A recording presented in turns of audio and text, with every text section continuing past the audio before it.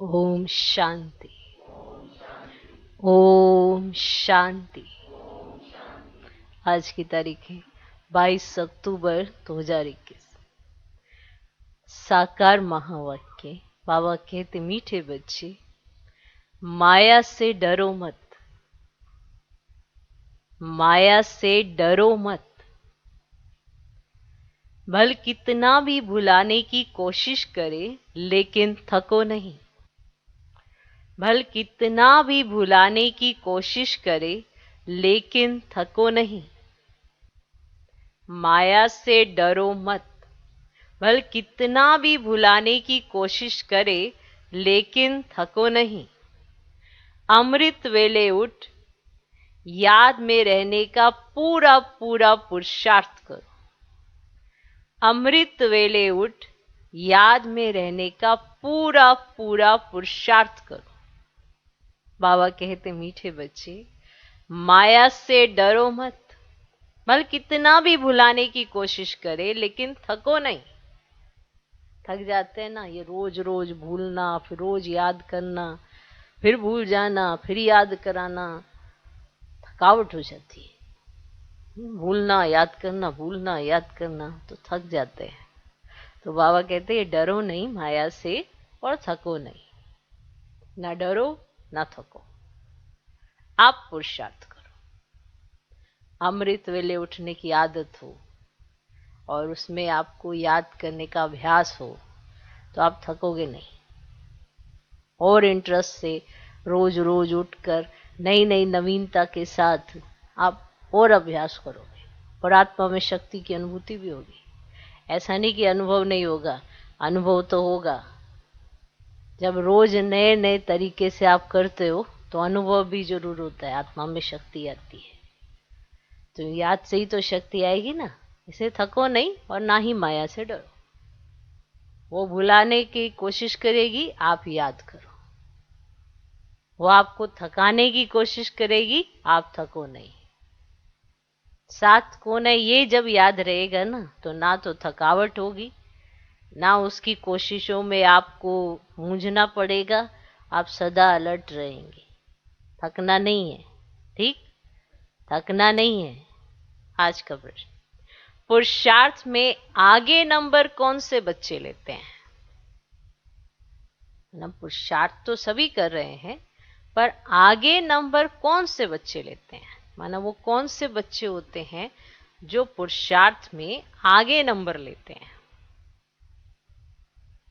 पुरुषार्थ में आगे नंबर कौन से बच्चे लेते हैं? उत्तर, जो बाप पर पूरा पूरा बलि चढ़ते हैं। जो बाप पर पूरा पूरा बलि चढ़ते हैं, अर्थात कुर्बान जाते हैं। सबसे आगे वही जाते हैं। माना जितना कुर्बान जाते हैं, जितना बलि चढ़ते हैं, बलि चढ़ना माना मैं और मेरा खत्म करना। मैं, मेरा ये जब खत्म हो जाता है तो उसे बलि चढ़ना कहते हैं। तो पूरा कुर्बान जाते हैं, माना उनका कहना मानते हैं कि श्रीमत पर चलते हैं। वही बच्चे सबसे आगे जाते। बाप पर बच्चे कुर्बान जाते और बच्चों पर बाप कुर्बान जाते ना। बाप पर बच्चे कुर्बान जाते और बच्चों पर बाप कुर्बान जाते। तुम अपना कखपन, पुराना तन मन धन बाप को देते और बाप तुम्हें विश्व की बादशाही देता। तुम अपना कखपन, है क्या कखपन? तुम अपना कखपन, पुराना तन मन धन बाप को देते और बाप तुम्हें विश्व की बादशाही देता। इसीलिए उसे गरीब निवाज कहा जाता है। इसीलिए उसे गरीब निवाज कहा जाता है। गरीब भारत को ही दान देने बाप आए हैं। गरीब भारत को ही दान माना देने के लिए बाप आए हैं। गरीब भारत को दान देने। ओके, तो पुरुषार्थ में आगे नंबर कौन से बच्चे लेते हैं? कौन से? जो पूरा बलिहार जाते हैं, कुर्बान जाते हैं, अपना तन मन धन और ये पुराना कफन दे देते हैं। बाप के अपने अपने बाप पर पहले बच्चे कुर्बान जाते, फिर बच्चों पर बाप कुर्बान जाता है। तो बच्चे इस समय देते हैं, बाप विश्व की बादशाही देते हैं। चलिए, आप दुनिया में भी देखते हो, इस समय भी देखते हो, किसी को तो बहुत माल मिला है, किसी के पास कुछ नहीं है, तो वो कहाँ से लिखवा के आया? तो कर्मों पर माल लिखा ना उसके। तो आज संगम पर हमें सारी नॉलेज है, किसी के पास ये है तो क्यों है, किसी के पास ये नहीं है तो क्यों नहीं है। तो प्रश्न नहीं कर सकते कि हमारे पास ऐसा क्यों या हमारे पास ऐसा क्यों नहीं। तो जो है अपने कर्मों प्रमाण सबको मिला, और अभी परमात्मा आके कर्म श्रेष्ठ करना सिखलाते हैं। तो आपका आने वाला समय भी श्रेष्ठ से श्रेष्ठ और संगम का समय भी श्रेष्ठ से श्रेष्ठ। तो ये कितना सौभाग्य है कि अभी हमें सब कुछ पता है। तो कौन से बच्चे बाप पर कुर्बान जाते हैं, कौन से बच्चे पुरुषार्थ में नंबर आगे लेते हैं, तो सब स्पष्ट है। अगर आपसे प्रश्न पूछा जाए तो आप उत्तर भी दे सकते हो, माना इतना ज्ञान आपने सुन लिए कि आपके पास उत्तर भी आ जाएगा कि जो बाप पर पूरा पूरा बलि चढ़ते हैं अर्थात कुर्बान जाते हैं, सबसे आगे वही जाते हैं। बाप पर बच्चे कुर्बान जाते और बच्चों पर बाप कुर्बान जाते। तुम अपना कखपन पुराना तन मन धन बाप को देते और बाप तुम्हें विश्व की बादशाही देता। इसीलिए उसे गरीब निवाज कहा जाता है। गरीब भारत को ही दान देने बाप आए। आज का गीत है, नैनहीन को राह दिखाओ प्रभु। कौन से नैन? ये तो दोनों हैं हमारे पास। कौन से नैन नहीं है जिसके आधार पर हम देख नहीं पाते हैं। ओम शांति। मीठे मीठे अति मीठे, ऐसे कहेंगे ना? मैंने कहे ना बाबा आपको ऐसा, मीठे मीठे अति मीठे। जब अति मीठे होते ना, जब मीठा होता है ना पूरे से शरीर में से जाता है, तो कितने मीठे। मीठे मीठे अति मीठे, ऐसे कहेंगे ना? बेहद का बाप और बेहद का प्यार है। कहते हैं मीठे सिकिलदे बच्चों ने गीत सुना, राह एक बाप ही दिखाते हैं। भक्ति मार्ग में राह बतलाने वाला कोई है ही नहीं, वहां ही ठोकरे खाते रहते हैं। अभी भल राह मिली है, फिर भी माया बाप के साथ बुद्धि योग लगने नहीं देती है। देखो, हमें मालूम है कि ये सत्य है, यही एक वो राह है, फिर भी माया बाप के साथ बुद्धि योग लगने नहीं देती है। समझते भी हैं एक बाप को याद करने से हमारे सब दुख दूर हो जाएंगे, फिक्रात की कोई बात नहीं रहेगी, फिर भी भूल जाते हैं,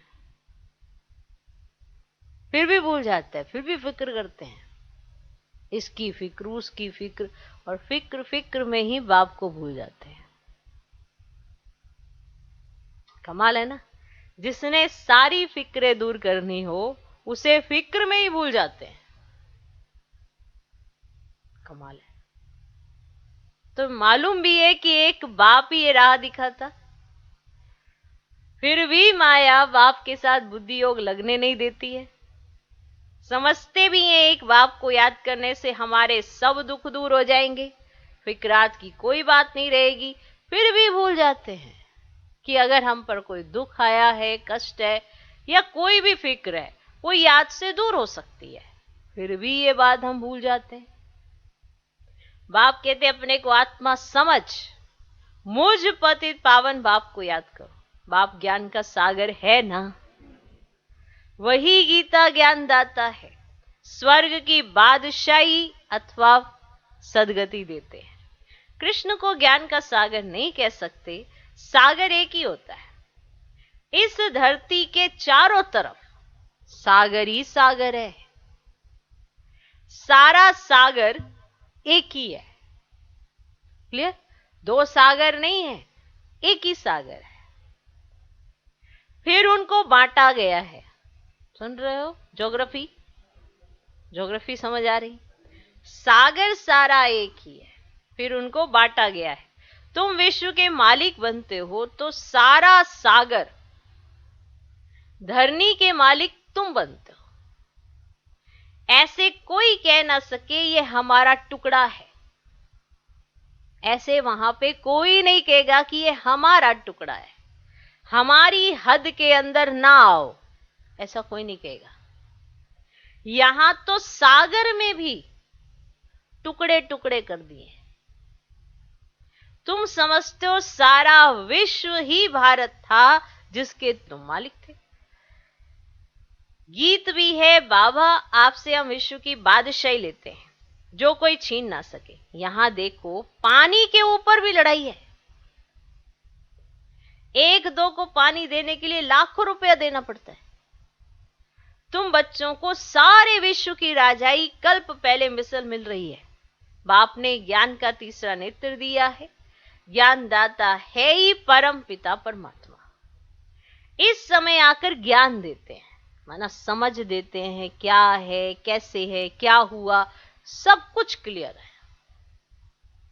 सत्युग में लक्ष्मी नारायण के पास ये ज्ञान नहीं होगा। हां, ऐसे कहेंगे आगे जन्म में ज्ञान लेकर ये बने हैं। तुम ही थे। तुम कहते हो बाबा आप वही हो, आपने हमको विश्व का मालिक बनाया था। बाप कहते मेरी मत कोई लंबी चौड़ी नहीं है ना, मेरी कोई ऐसी मत नहीं है जो तुम्हें समझ ना आए। ये कोई लंबी चौड़ी नहीं है। वह पढ़ाई कितनी लंबी चौड़ी होती है, ये तो बहुत सहज है। रचता और रचना के आदि मध्य अंत को तुम जानकर औरों को बताते रहते हो। कैसे 84 का चक्र लगाया है, अभी वापस जाना है बाप के पास, ये भी बाप ने ही बताया है ना। सुन रहे हो? माया के तूफान बहुत आएंगे, इनसे डरो मत। सुबह को उठकर बैठेंगे, बुद्धि और ख्यालातों में चली जाएगी, 2 मिनट भी याद नहीं रहेगी। बाप कहते थकना नहीं है। अच्छा 1 मिनट याद रही, फिर कल बैठना, परसों बैठना। अंदर में ये पक्का जरूर करो कि हमें याद करना है। अगर कुछ ऊपर नीचे हो रहा है, पर आप अपना बैठना छोड़ना मत। बैठना छोड़ देते हैं, याद तो हो ही नहीं रही, क्या जरूरत है बैठ के। याद करना, 1 मिनट बैठना, कल फिर और करना, फिर परसों और बढ़ा देना, पर बैठना नहीं छोड़ना।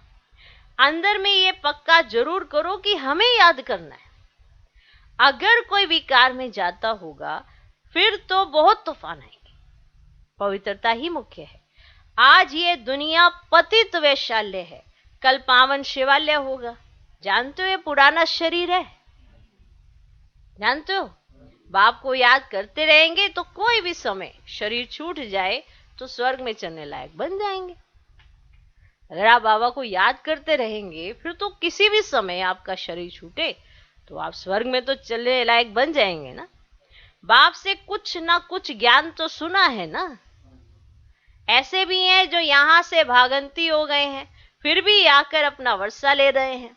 यह भी समझाया है अंतमति सोगति होगी। अब आपकी मति में क्या रहता है उसी परमान आपकी गति होगी।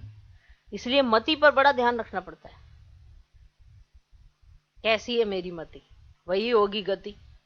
कोई लाख कहे मैं तो बहुत अच्छा सोचता हूं, अब जो वो सोचता है वो उसको ही पता है,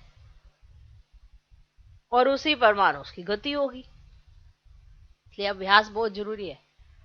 समझो कोई शरीर छोड़ते हैं, संस्कार ज्ञान के ले जाते हैं, तो छोटेपन में ही इस तरफ उनको खींचोगी। भल ऑर्गन्स छोटे हैं, बोल नहीं सकते, परंतु खींच लेंगे।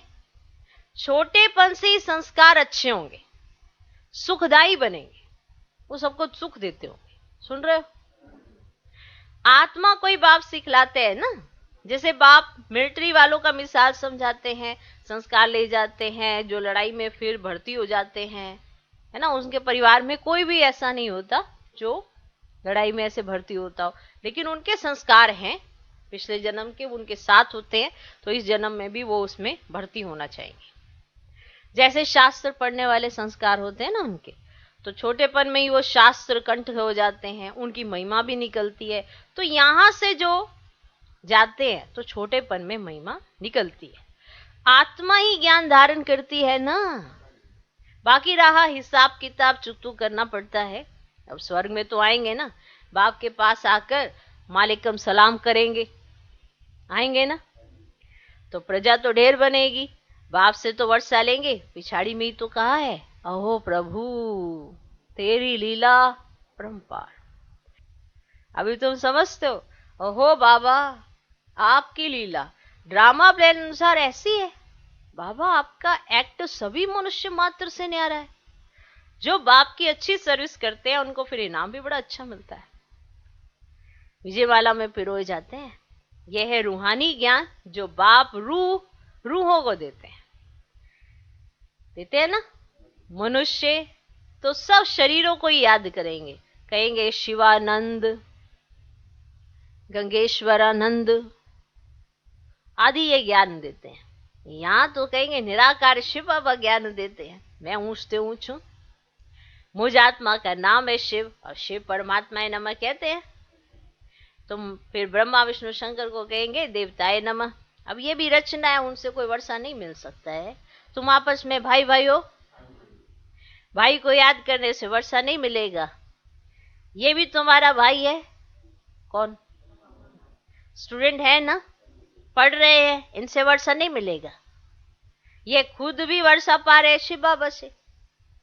पहले ये सुनते, बाप को कहता हूं बाबा हम तो आपका पहला पहला बच्चा हूं। ब्रह्मा बाबा शिव बाबा से कहते हैं हम तो आपका पहला पहला बच्चा हूं, आपसे हम कल्प कल्प वर्षा लेते हैं, कल्प कल्प आपका रथ बनता हूं। और शिव का रथ ब्रह्मा, ब्रह्मा द्वारा विष्णुपुरी की स्थापना। तुम ब्राह्मण भी मददगार हो, फिर तुम मालिक बनेंगे। अभी तुम जानते हो हम 5000 वर्ष पहले मुआफिक बाप द्वारा राज्य भाग्य लेते हैं। अब जिन्होंने कल पहले राज्य भाग्य लिया है वो ये आएंगे। अब हर एक के पुरुषार्थ से पता लग जाता है कौन महाराजा महारानी बनेंगे, कौन प्रजा बनेंगे। पुरुषार्थ से तो पता चल जाता है ना, ऐसा तो नहीं होता। अब क्लास में बच्चे पढ़ रहे हैं तो टीचर को झट पता पड़ जाता है कि ये कितने मार्क्स लेगा, पता चल जाता है। तो ऐसे पता चल जाता है ना पुरुषार्थ से कौन महाराजा महारानी बनेंगे, कौन प्रजा बनेंगे। पिछाड़ी में सब वो सब साक्षात्कार होगा, बिना साक्षात्कार के कुछ ऐसा नहीं मिलेगा। सारा मदार है पुरुषार्थ पर, है ना, सारा पुरुषार्थ पर मदार है। क्या मिलेगा किसको, कुर्बान भी होना होता है ना।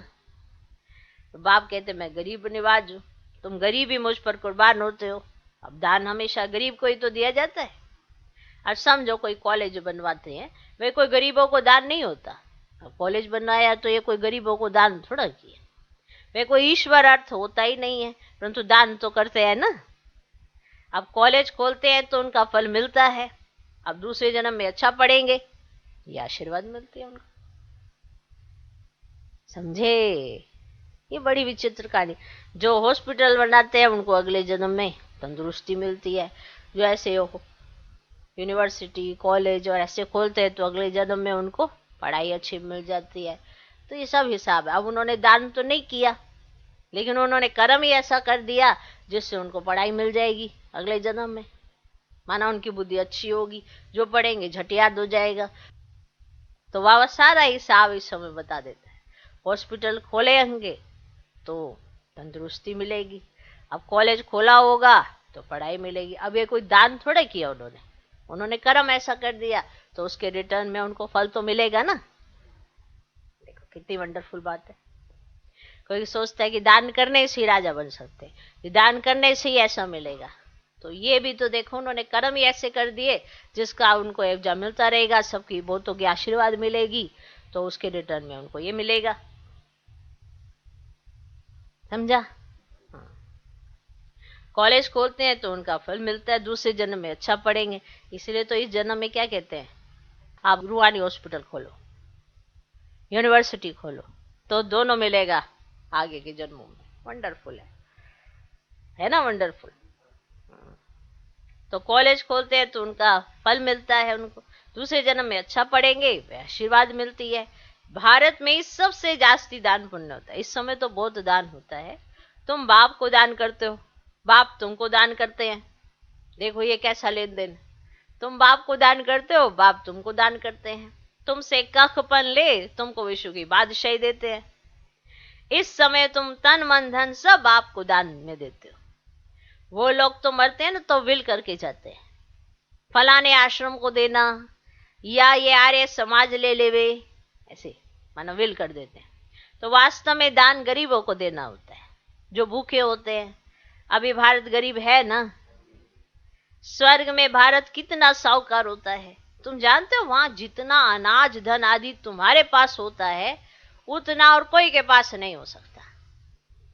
वहां तो कुछ भी पैसा नहीं लगेगा।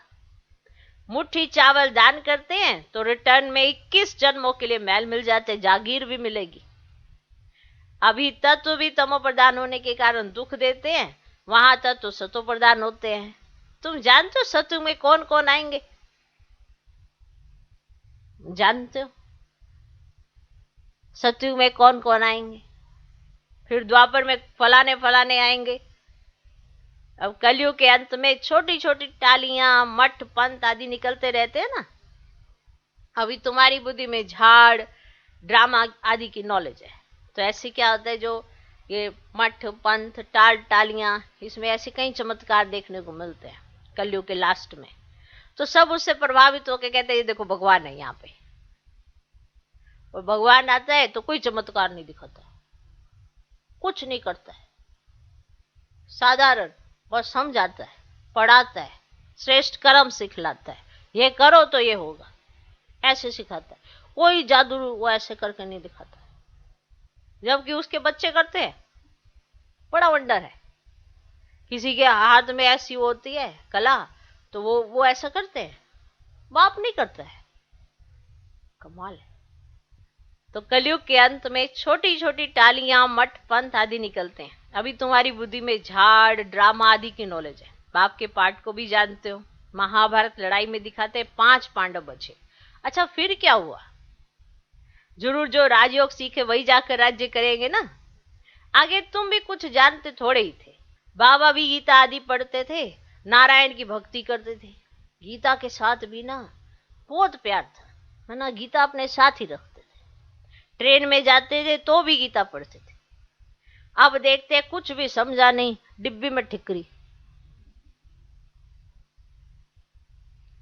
अब भक्ति मार्ग में जो कुछ करते आए परंतु उद्धार तो हुआ नहीं। दुनिया में तो कितना झगड़ा है, यहां भी तो सब पवित्र बन ना सके, इसे झगड़ा पड़ता है। बाप शरण लेते भी हैं फिर भी कहते हैं बीमारी उथलेगी जरूर। बच्चे आदि याद पड़ेंगे, इसमें नष्टमुआ होना पड़े, है ना। बाबा के तो बन जाते हैं, फिर बच्चे भी याद आने लगते हैं, तो फिर इसमें नष्टमुआ होना पड़े। समझना है हम मर गए, अब ये खुद समझना होता, दूसरे मैं मर गया मुझे याद ना करियो। कई दूसरे को सुनाते हैं मैं अब समर्पित हो गया हूं, मैं मर गया हूं। पहले अपने को तो समझा लो। तुम्हें ही घड़ी घड़ी प्यार उमड़ता है, तुम्हारा ही मोह उठ उठ के आता है, सामने वाले को तो कोई परवाह भी नहीं है, तुम्हारे को परवाह है। तो नष्ट मोह तुम्हें होना है या सामने वाले को सुना सुना के नष्ट मोह कर रहे हो? देख ले मेरा कहना नहीं माना, मैं मर गया तेरे लिए। दुनिया भी ऐसे कहती है, पर या तो नष्ट मोह होने के लिए खुद को समझाना है ना कि हम तो जैसे मर गए। बाप के बने गोया इस दुनिया से मरे। हाँ समझा? फिर शरीर का भान नहीं रहता, तो बाप कहते देह सहित तो जो भी संबंध है ना उनको भूल जाना है। ठीक, इस दुनिया में जो कुछ देखते हो ना वह जैसे कुछ भी है ही नहीं। ये पुराना शरीर भी छोड़ना है, हमको जाना है घर। घर जाकर फिर आकर नया सुंदर शरीर लेंगे। अभी शाम है फिर सुंदर बनेंगे। अब भारत अभी शाम है फिर सुंदर बनेगा। अभी भारत है कांटों का जंगल, है ना, सब एक दो को काटते रहते हैं। कोई बात पर बिगड़ पड़ते हैं तो गाली देते हैं, लड़ पड़ते हैं। तुम बच्चों को घर में भी बहुत मीठा बनना है, नहीं तो मनुष्य कहेंगे इसने तो 5 विकार दान दिए, फिर क्रोध क्यों करते? ना आप कहते बाबा, हाँ बाबा हमने अपने 5 विकार दे दिए, ऐसे बोलते हैं ना। फिर अगर कोई कहेगा अरे ये तो 5 विकार दे के आए थे ना, फिर क्रोध क्यों करते? शायद क्रोध दान नहीं किया है।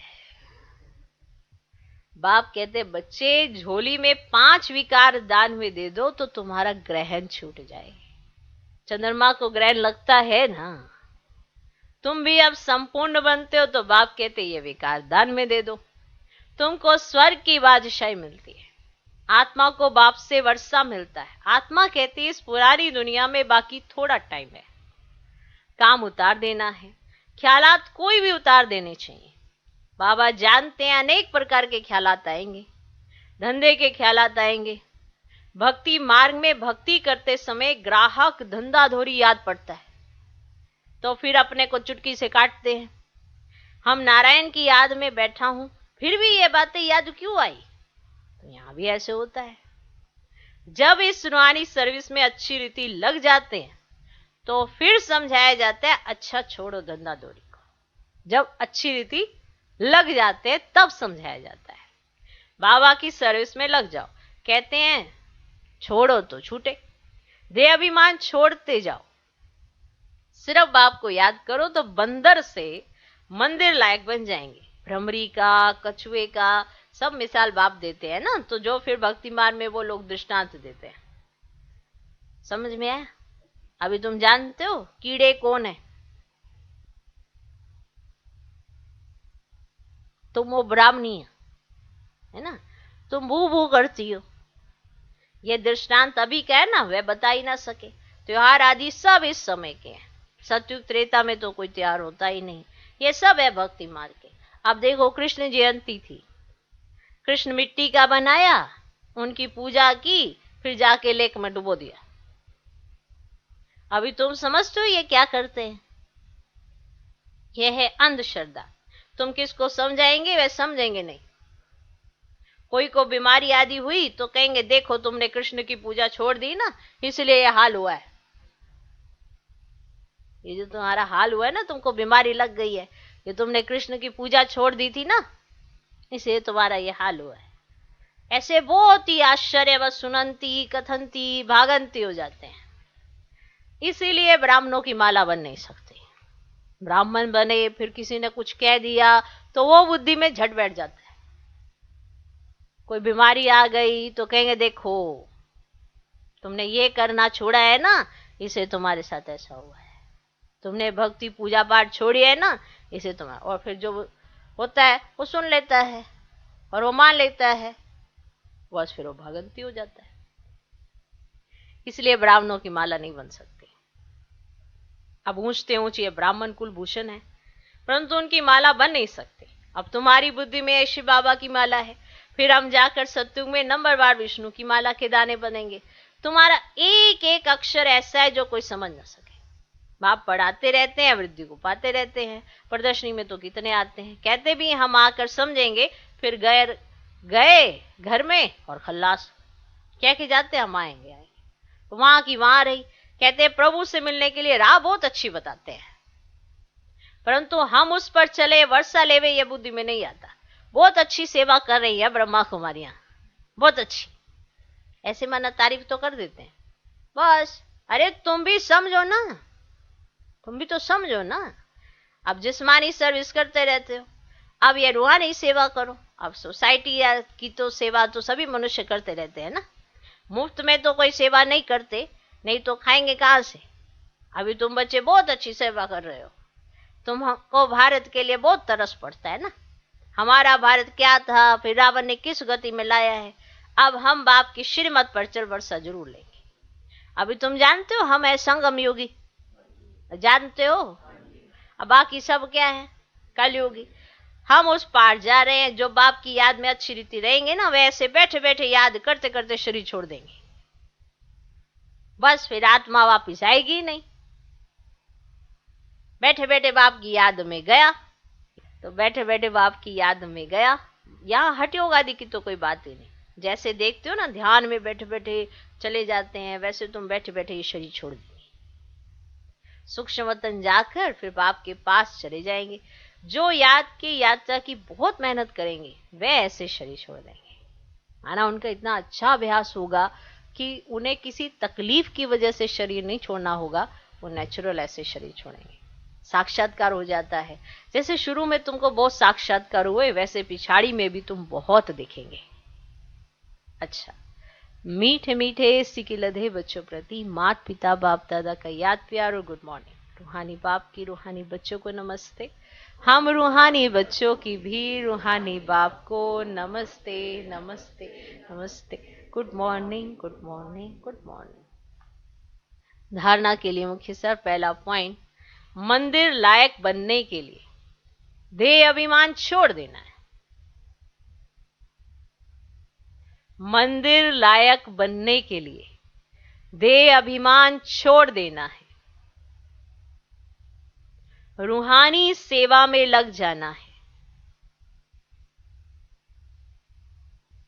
मंदिर लायक बनने के लिए देह अभिमान छोड़ देना है। रूहानी सेवा में लग जाना है। दूसरा पॉइंट, अब घर जाने का समय है।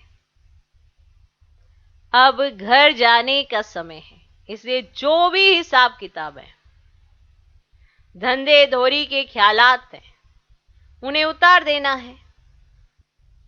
अब घर जाने का समय है, इसलिए जो भी हिसाब किताब है, धंधे धोरी के ख्यालात हैं, उन्हें उतार देना है। याद की यात्रा की मेहनत करनी है। अब घर जाने का समय है, इसे जो भी हिसाब किताब हैं, धंधे धोरी के ख्यालात हैं, उन्हें उतार देना है। याद की यात्रा की मेहनत करनी है।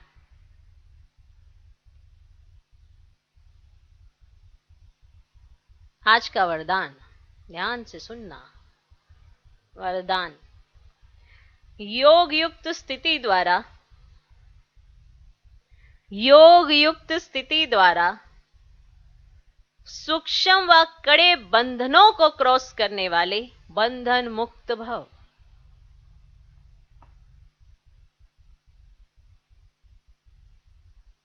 योग युक्त स्थिति द्वारा सूक्ष्म व कड़े बंधनों को क्रॉस करने वाले बंधन मुक्त भव। योग युक्त स्थिति द्वारा सूक्ष्म व कड़े बंधनों को क्रॉस करने वाले बंधन मुक्त भव। योग युक्त की निशानी है बंधन मुक्त। किसी भी चीज का बंधन, देखो जो बाहरी बंधन होते हैं वो तो आपको दिखाई दे जाते हैं, पर जो सूक्ष्म के बंधन होते हैं, जिसकी वजह से हम योग युक्त नहीं रह पाते हैं, वो हमको दिखाई नहीं देते हैं। हमें लगता है कि हमें ना तो कोई रोकता है ना तो कोई टोकता है, हम जब चाहे जैसे चाहे रह सकते हैं, कर सकते हैं, जहां चाहे जहां जा सकते हैं। तो ये वाले बंधन तो हमारे पास है नहीं, इसमें तो हम बंधन मुक्त हैं। ठीक, ओके, इसमें तो हम स्वतंत्र हैं। जब चाहे जहां चाहे जितना समय चाहे जहां जाने के लिए सोचें वो कर सकते हैं हम। तो ये हो गया बाहरी आपको जो दिखाई देता है, लेकिन फिर भी हम योग युक्त नहीं है। अगर आपकी ये बंधन टूट चुके हैं तो भी योग लगा रहना चाहिए, तो फिर भी हम पर कोई ना कोई बंधन तो होगा। तो वो कौन सा बंधन है जिसकी वजह से हम योग युक्त नहीं है? अब फिर से सुनिए, योग युक्त की निशानी है बंधन मुक्त। योग युक्त बनने में सबसे बड़ा अंतिम बंधन है स्वयं को समझदार समझकर श्रीमत को अपने बुद्धि की कमाल समझना, अर्थात श्रीमत में अपनी बुद्धि मिक्स करना, जिसे बुद्धि का अभिमान कहा जाता है। स्वयं को समझदार समझना कि मुझसे ज्यादा बेटर श्रीमत को कोई नहीं जानता, मुझे श्रीमत पर चलना आता है, मुझे मत सिखाओ कि श्रीमत क्या होती है, मुझे सब पता है। नहीं समझ आया? अपनी बुद्धि का अभिमान। फिर से सुनो, योग युक्त बनने में लिख लो चाहे, क्योंकि ये आपका अंतिम बंधन है। बाकी सबके बंधन तो यहां आते ही कट जाते हैं, सबको अनुभव है। ऊपर ऊपर के जितने बंधन है वो सबके कट गए हैं। अब ये सूक्ष्म बंधन है जिसमें सब कहते हैं हम तो श्रीमत पर चलते हैं, लेकिन चलते अपने हिसाब से हैं और अपने हिसाब से चलकर उस श्रीमत को अपने हिसाब से मोड़ लेते हैं। अपनी बुद्धि चलाकर, अपनी बुद्धि का अभिमान रखकर कार्य करते हैं और जब सफलता नहीं मिलती है तो फिर सोच में पड़ते हैं कि सफलता क्यों नहीं मिली, हमने तो श्रीमत पर ही किया सब कुछ। पर श्रीमत कहाँ है? आपने तो उसको मॉडिफाई कर दिया है अपनी बुद्धि पर मान। ठीक, तो स्वयं को समझदार समझकर श्रीमत को अपने बुद्धि की कमाल समझना, स्वयं को समझदार समझकर श्रीमत को अपने बुद्धि की कमाल समझना, अर्थात श्रीमत में अपनी बुद्धि मिक्स करना। श्रीमत में अपनी बुद्धि मिक्स करना, नहीं नहीं ऐसे नहीं कहा, ऐसा कहा था, ये कहा था, कोई दूसरा तीसरा साथ में वो कहेगा नहीं नहीं ये नहीं कहा था, ये कहा था, नहीं नहीं तुम्हें नहीं पता हमें पता है, ऐसा कहा था। मिक्स कर देना, जिसे बुद्धि का अभिमान कहा जाता है।